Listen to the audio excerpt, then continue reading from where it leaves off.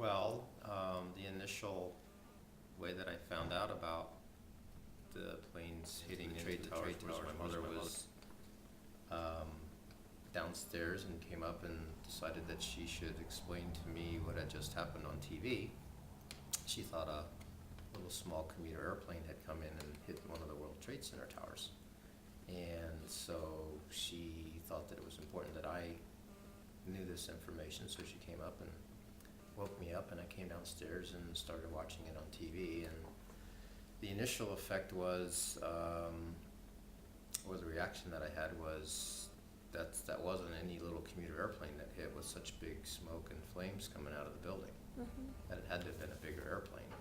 And sure enough, a few minutes later we found out that a 757 had flown into one of the airplanes, one of the buildings. Basically the shape and size of one of the airplanes, or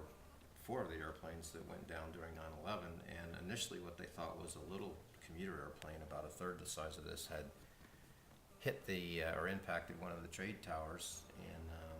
about a half hour later they found out that they were very mistaken, and it was actually a commercial jetliner that had been flown into the tower number one, and eventually another one flew into tower number two, and one into the Pentagon, and one into a field out in Pennsylvania. Obviously everyone at that time was shocked and devastated as to, my goodness, our security system wasn't as good as we thought it was, and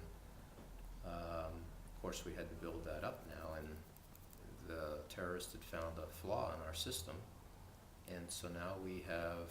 protected cockpits, we have much better security, and everybody is fully screened, and are much better protected as far as the crews operating the airplane as to who gets on our airplane now. Initially, we were all in shock as to whether we would have jobs.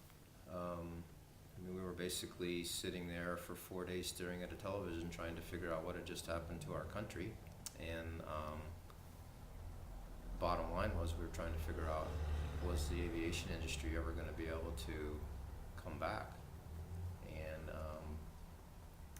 we were all worried that